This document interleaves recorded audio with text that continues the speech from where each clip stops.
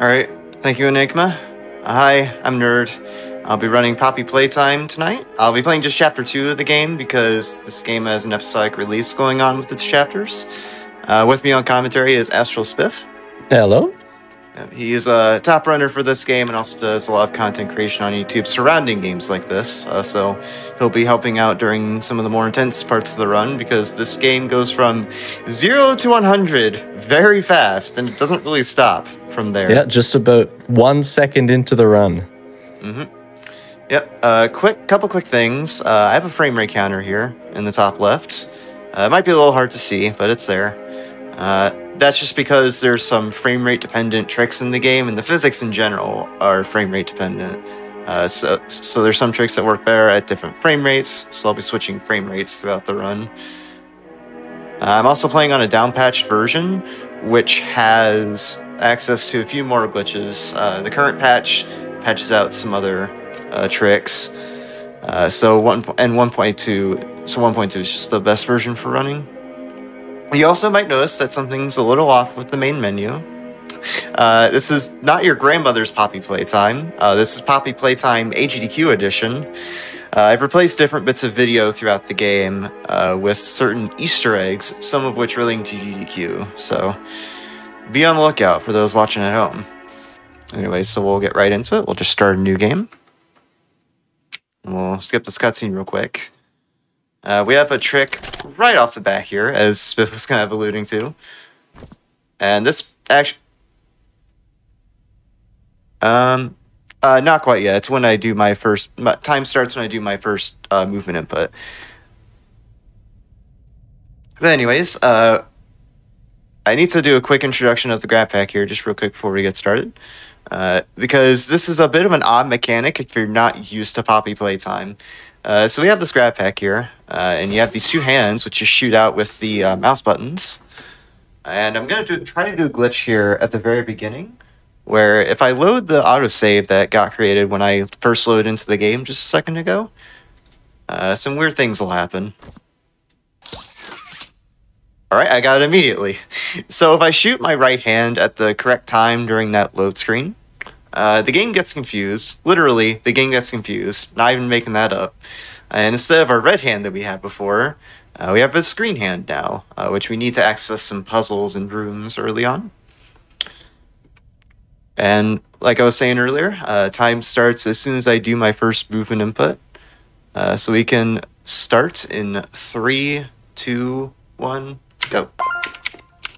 Okay, so like I was saying, I also need to change FPS real quick. Almost forgot to do that.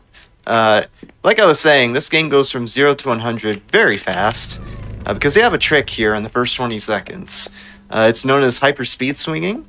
This game has a grapple hook that they added for Chapter 2.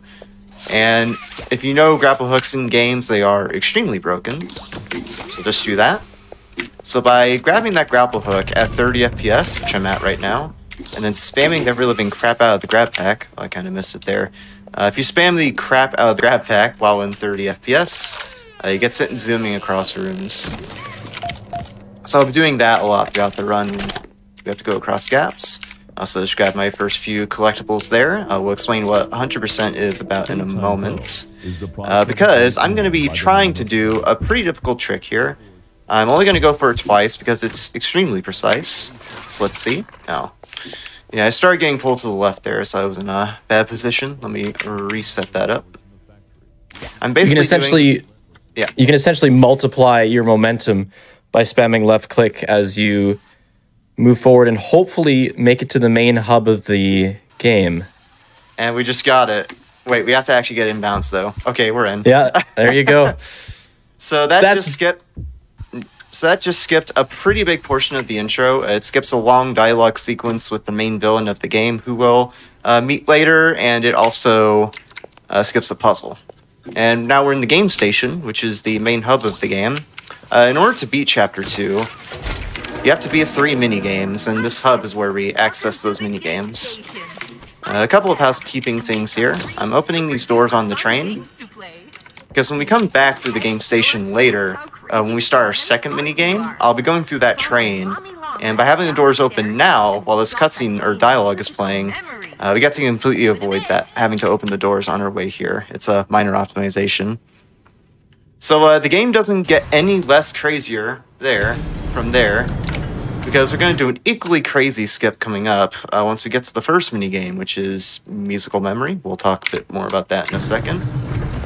But we have to go through this room off to the side first, because what 100% actually is, just to explain that real quick, it's getting all the pages, inserting all the VHS tapes into the receivers, and getting all the gold statues. I'm going to grab a tape right here. This tape is actually a tutorial for this green hand that we just got at the beginning of the game, so let's see how it works.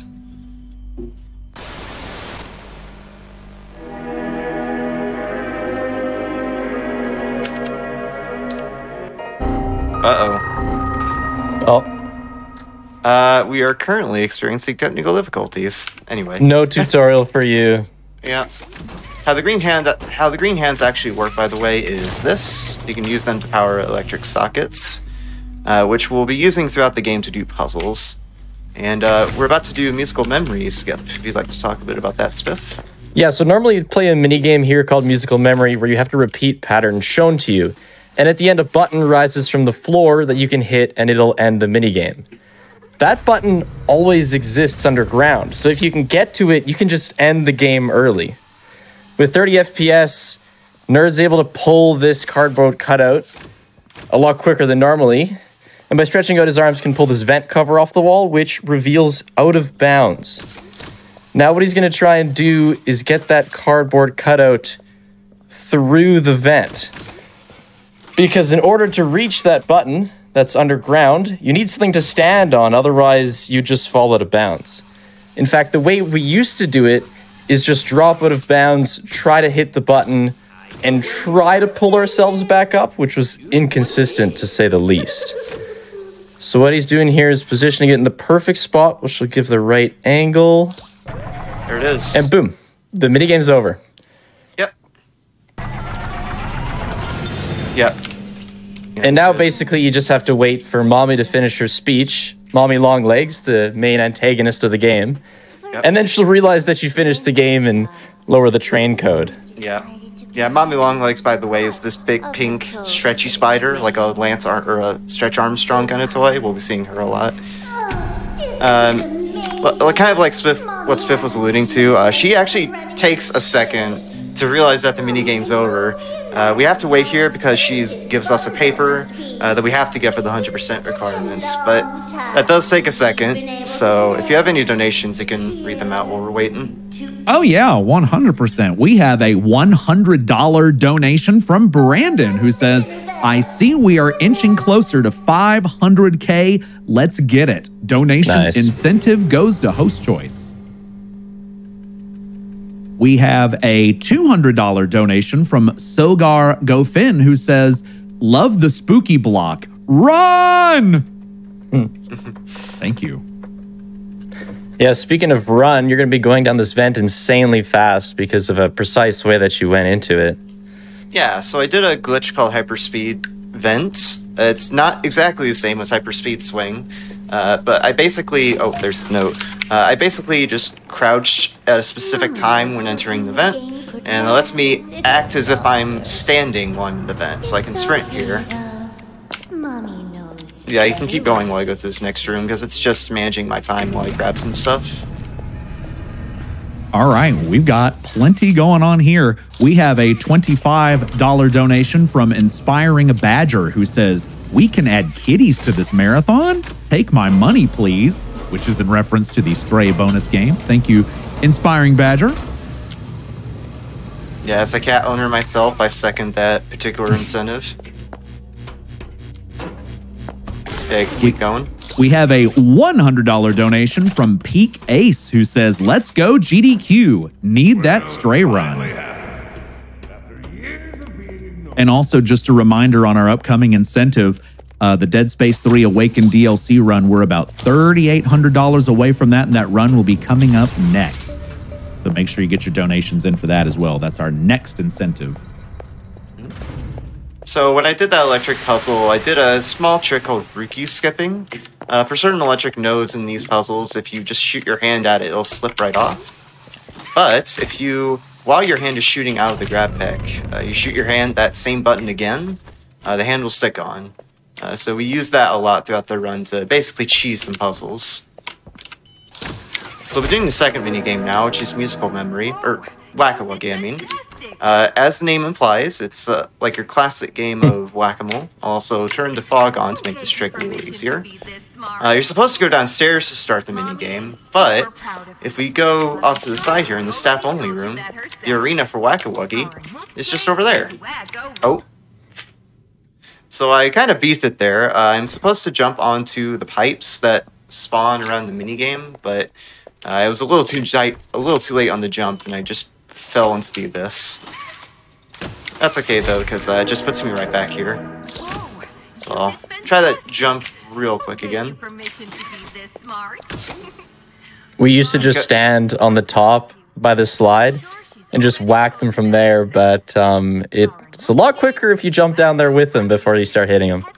Yeah, and in some categories, we still do that method. All right, let's get it this time. There we go. Nice. So I've landed on this pipe now, and I'm gonna smack this Huggy Wuggy over and over. 40 times. Yep, and eventually... There we go, the minigame's over. So as I was just explaining, or also actually real quick, we need to look at Mommy Longlegs in the window. Oh. She just slides into frame, it looks kind of funny. But yeah, what happens with that skip that I just did, as I just explained, it's like whack-a-mole, and you have to hit Huggy Wuggies a total of 40 times for the minigame to end. But it actually doesn't matter which Huggy Wuggy you hit, the game doesn't care. As long as you get 40 hits on a Huggy Wuggy, even if it's that same one that we just hit, you'll clear the minigame either way. And I had to reload checkpoint there, because since I was out of bounds, I have to reload checkpoint to get back inbounds. So we have a bit of a calm time from all that skipping we just did, because there's a puzzle we have to do here. And we cannot skip it, because there is a VHS tape we have to get here. And yeah, after 2 super properly done main puzzles, we have to do Barry somewhat normally. Yeah. Yeah, Barry, because there's a cart we have to drag in this next puzzle, and the name of the character in it is Barry. Actually, Got a little name tag. Yeah, I think actually the name of the cart itself is Barry. And I did a little hyperspeed swing there. Because this game is at such a high level right now in terms of optimization, we have to do, at the top level, a bunch of small hyperspeed swings like that all over the place to save time. And this is the best part of the game. We get to see the best NPC. She's Kissy Missy. She is to say the least, a fan favorite character among people who have played this game. I'm sure people in Twitch chat are going crazy over her just about now. Mm-hmm. Anyway, she is oddly enough, one of the only toy monsters in this factory that doesn't kill us, because she is a helper there and opens the door for us. So we have to drag that berry cart we were just referring to. But we have to do a quick puzzle before then. And there's a quick trick with it. Normally the electric power of the green hand runs out, but if you re-grab these electric nodes, you can basically do this puzzle in a single charge. Because when you re-grab these electric nodes like this, the charge doesn't go down. So you can just keep the charge going the whole time. And Spiff, and I guess Enigma too. I have to ask real quick, what is your favorite part of GDQ? Can I answer first? Go hard. Sure. My favorite part right now is being able to announce that we just hit $500,000. Whoa. We're at $500,000. Awesome. Very Fantastic. nice. You know what would be a pretty good way to celebrate with that? A prize segment. Absolutely. My goodness. Thank you all very much. Yeah. Thank you for the $500,000. That's my favorite part right now. This is me in my normal form. And this is a super sellout. But wait, because this is what it happens when you go beyond a super sellout. Or a form I like to call super sellout 2. But this is to go even further beyond. Is that your favorite GDQ moment, nerd? Oh yeah, totally. Yeah, let's get out of here, Barry. We're all set. So we've opened all the gates, we've got the cart, and now we're just gonna make a beeline out here. You have to wait until a certain moment to crouch under those boards, because there's an invisible wall blocking your way, and you have to drag the cart to a certain point before the invisible wall goes away. I imagine this outfit I have going right now is going to look super scuffed. Alright, so we'll go ahead and pull the lever here. I'm doing a little optimization with it where I stand on those railings and I pull the lever from afar. Saves a few seconds there. So we're about to start the next minigame. This is Statues, which is basically this game's version of Red Light, Green Light. If you've played Red Light, Green, or if you've seen the Red Light, Green Light game from Squid Game specifically, it's basically like that. We have to...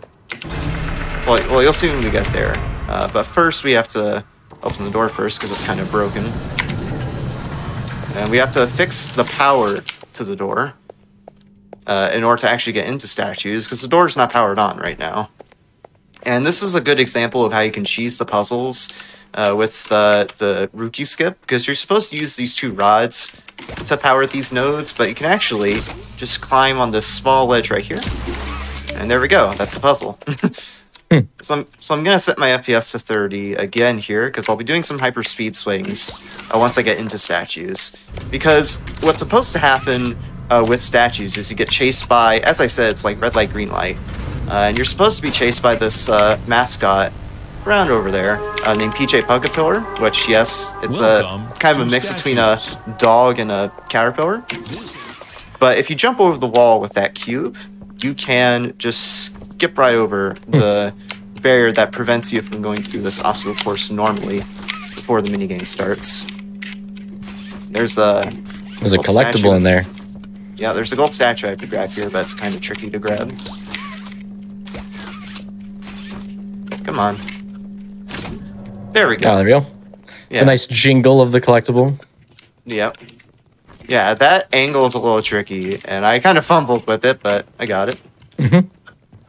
So we'll make our way out of here. Fun fact about this minigame. Oh, I forgot I'm on 30 FPS, but that's okay. When you're on 30 FPS, you get dragged by the grapple hook slower. Fun fact about that minigame. The speed of PJ Pugapillar scales relative to how far or close he is to you. So if you're really far away from him and the minigame starts, he zooms to the end of the minigame. So we have a bit of a run up until we get to the next big trick, so you can probably squeeze in a few donations here. Absolutely. We have $25 from Anonymous, who says, so looking forward to the horror block. Let's get the Dead Space 3 incentive. We have $25 from Connor M, who says, doing my part to see Dead Space, my all-time favorite horror series. Shoutouts to Amy and Dewey, the cuddliest aliens in my life. Smiley face. We have a $500 donation. Go. Right on. $500 from Michael Neely, who says, oh, hey, how about a bonus game? Oh, whoops, too late. More Dead Space then? Thank you. Thank you for the $500. Thank you. Jimmy, your work as Playtime Co.'s chief marketing officer has... Yeah, you can keep going, because we're just doing a quick puzzle here to get a key to get out of here. All right, right on. We have a $100 donation from Shortfall, who says, another new year, another wonderful AGDQ. Putting this towards seeing a cat do cat things. We have $5 from Anonymous, who says, we gotta get that Dead Space 3 DLC. Come on, chat. Shout outs to the GDQ Discord. Yep. Seconded. The Dead Space 3 DLC is a pretty cool run. It's great DLC. It's fantastic. Yeah. So you have a quick skip here. You're supposed to turn this bridge to go over there, but actually you can just jump on that sign and walk on some invisible collision there that covers the water, so you can just run right over. So that's the end of that area, water treatment. We'll do another quick puzzle here. This one doesn't have anything too special going on with it besides the rookie skipping. But there's a neat trick we get to do with this container here. So if we position our hand just right, we can grab the tape and the electric node through the wall. Just like that. And, you know, we've had some pretty tough tricks throughout this run. We've had a pretty tough time overall. So I feel like it would be a nice time to take a break with some Skyrim. Don't know how they got Skyrim on a VHS tape, but modern technology, I tell ya. But yeah, that's coming soon to your local Blockbuster. They're making it available for new and old consoles. Exactly, yeah. Alright. Death Room above Mommy Longlegs. Finally, a good look at her. Yep. Average commenter on a speedrun. Anyway, we have a trick coming up. Spiff can talk more about it in a second, but it basically skips a large portion of the chases we would do with Mommy Longlegs in this section of the game. Also gonna do a little trick here. Oh, I was trying to take fall damage there, which is a mechanic where if you fall far enough, you get put in slow motion for a second, basically. And if you do it right as Mommy's doing that countdown there, she gets stuck on the countdown at 6 and repeats it. Yeah, she goes 6, 5, 6. Just ahead of us, normally you drop into a room with a big closed door, and you gotta do puzzles and like 2 or 3 long mommy chases. And then you fall back in there, and you can open the big door. We can skip all of that just by doing some sneaky climbing and landing on the trigger you hit at the end, and then reloading checkpoints. The game thinks you completed the last chunk of the game when actually you just climbed a lever. And there's the hole, trigger's right there, reload checkpoint. Yeah, you can mess it up by missing the trigger there, and the backup for it is so silly. But thankfully we didn't have to do that. Alright, so we have one last trick up our sleeves here with this mommy chase, because there's a way to break this last room. You're supposed to bring her into this grinder, and we will do that here, but in a very abridged manner. So you see she's chasing after us. Oh no, what will I do? Just hide in this corner. And definitely not. Corner strats. Yeah. Now we'll just let her go ahead of us here.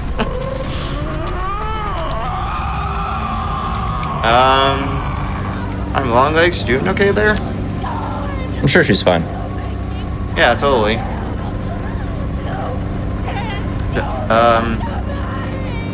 Mommy. What happened? No. It's a fate worse than death. But that's okay, because she's right there. To do it again. Yeah, take 2. So what's actually happening there is there's 2 Mommy Longlegs in that chase sequence that we just did in the hallway. There's the one that chases us down the hall, and as soon as we go in this room, she despawns. And then there's a trigger in this room that causes that second Mommy Longlegs to spawn. And that's the one that actually gets killed in the grinder. So rest in peace, Mommy Longlegs. She's gonna get taken by the prototype. The prototype, that's what it's called. Yeah. Hopefully we'll get more light shit on that in Chapter 3 coming out soon. So I'm gonna change my settings to FPS to 30 here for one last trick. I know we had that furnace skip just a second ago to skip the mommy chases, but there's one last funny one we can do. And it involves this barrel. Oh, nice. This is no ordinary barrel, because this barrel has some very magical properties with it, where it can go through walls. And we're gonna drag it up the stairs with us as we go to the end section of the game. Oh, it actually got so close to me, caught up.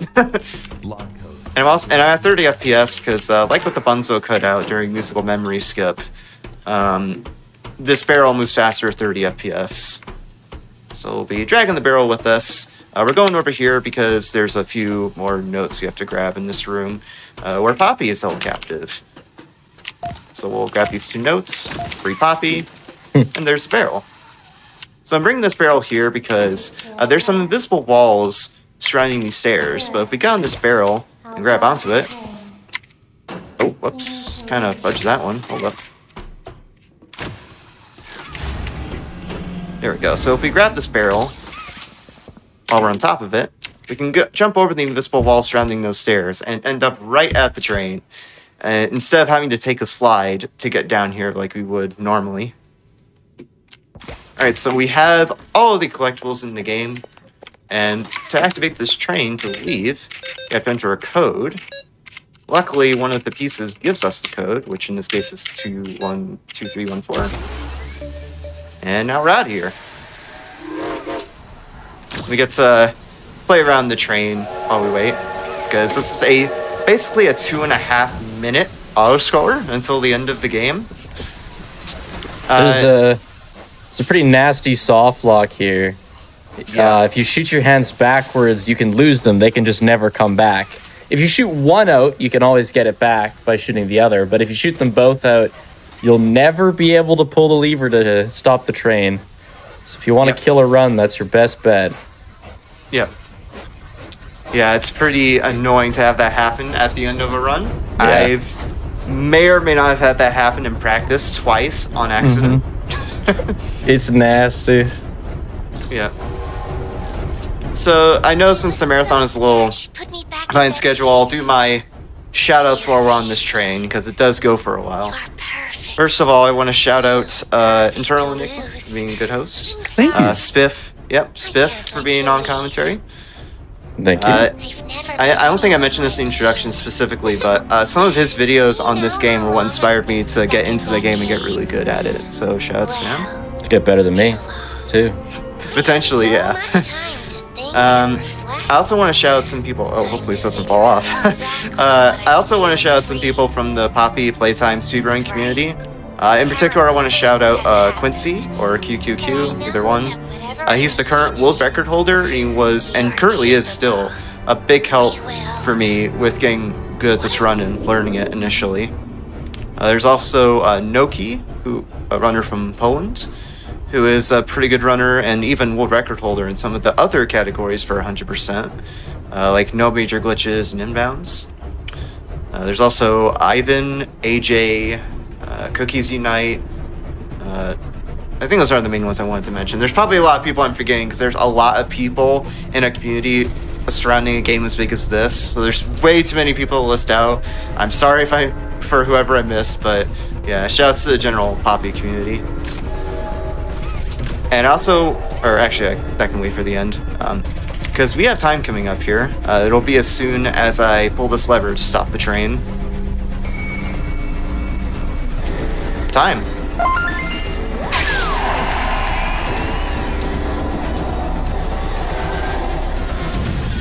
Alright, that was way better than I was expecting. Because, like, okay, so that trick I did at the beginning where I zoomed into the game station, I was like, oh, I'll give that a couple of tries and maybe I'll get it. I was not expecting it to get it first try. Yeah, you nailed it. Insane. Yeah, that was crazy. Okay, I can take this off. So I do want to give one final shout out before we transition over, and it's actually to the Games Done Quick, not even just the committee, just the staff in general, for giving me the opportunity to run this game, because I've actually been submitting to the horror block specifically for GDQ for so long, since around AGDQ 7 years ago, in fact. And after so long, I've finally been given the opportunity, and with it being like a game like Poppy, which, like I said earlier, is just huge, it's an honor, honestly. Thank you a lot for letting me do this. You did great. You killed it. Mm-hmm. Thank you. Yeah. All right. All right. That was Nerd Squared. Poppy Playtime Chapter 2 at a time of 24 minutes and 39 seconds. Well done, Nerd Squared. Thank you. Thank you. Okay. So this will be the end of my time here at the Digital Host Desk, but fear not, because in just a short while, I'll be your party host taking you through the awful block. So we will meet again here soon.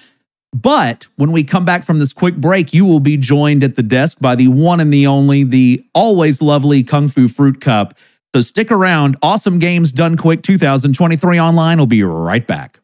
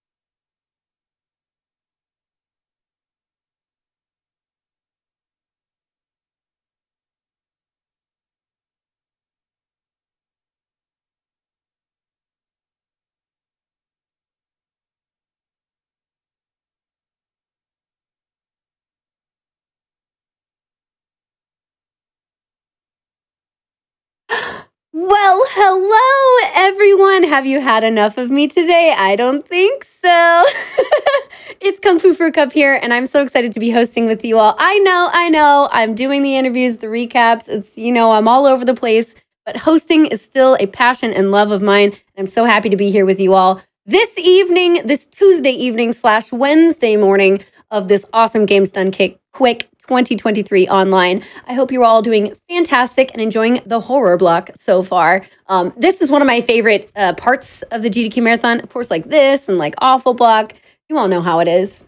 But I'm glad to see coming into my hosting shift this evening that you all are doing well and I'm doing well and you all want the kitty game as much as I want the kitty game. So thank you for that and getting your donations in for it. For example, we have $50 from Pete. Let me see if I can get this. Covarubius, who says, kitty game, please. We also have $25 from Meow, who says, meow, meow, meow, meow, meow.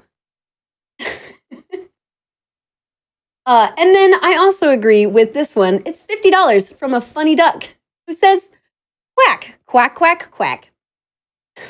Thank you for all the animal sounds. I wish I could do better animal. I can do like dog sounds. Anyway, not a big deal. But you know what? Love the animals coming in here. Everybody wants to support the Prevent Cancer Foundation, so I'm glad to see that. Just in case you are joining us for the first time this week, I want to remind you that we are benefiting the Prevent Cancer Foundation, which was founded in 1985. This is a U.S.-based nonprofit organization. Their mission is to save lives across all populations through cancer prevention and early detection by focusing their work through research, education, outreach, and advocacy. A lot of good, important words. Their vision is to stop cancer before it starts. So you can find out more information about PCF at preventcancer.org. So you all know, while we're waiting for a run, if you want to go check that out, you are more than welcome to. And in the meantime, we are setting up for this Dead Space 3 run. Super excited to see this. You all know and love Sharkat. If you don't, you're gonna by the end of this run. Plus, we also have Sergeant Radish, who is awesome. So excited to see these two working together for this Dead Space 3 co-op. This is a co-op any percent. So I've seen a breakdown of Dead Space 1 and Dead Space 2, so this is going to be a new experience for me as well. I'm very, very excited. But with that, let's get into some more donations. What do you think? We've got $25 from Tiger Lily, who says, I usually can't handle horror games, but the runners have made them not so scary. And I completely agree with you, Tiger Lily. That is how it was for me as well, actually. Getting into games like this and watching games like this, I also was not good at watching them or being around them, but speedruns make it so accessible and so easy to watch. I feel like this is the perfect time to watch them. They're so comfy, which is so weird to say, but it's super true. So I hope you all are enjoying it so far. I know I am. We've also got $20 from Seanzilla, who says, any Dead Spacers in chat? This goes to the Awakened DLC incentive. Ooh, speaking of, that's a great point. We do have a potential DLC bit at the end of this upcoming run. We can see these two work together in the Awakened DLC. So this would be another co-op run right after the game. We've gotten to see several DLC games today already. So why not follow it up with some more? We're already at $6,800 out of the $10,000. Plus, we have plenty of time during this run, so I think we can hit that incentive. We all love DLCs, right? We love kitties, we love scary games, and we love DLCs. So let's get your donations in, support the Prevent Cancer Foundation, and let's see that DLC co-op run. It would be amazing. Again, you're going to fall in love with the two runners by the end of this. Plus, they have a great commentator. And if you don't believe me, just wait and watch. You'll know what I mean. Speaking of, it looks like we are ready to get into the run. So let's hand it off to Sharkat87 and Sergeant Radish. Great. Best of luck to the both of you. Have fun. Thank you.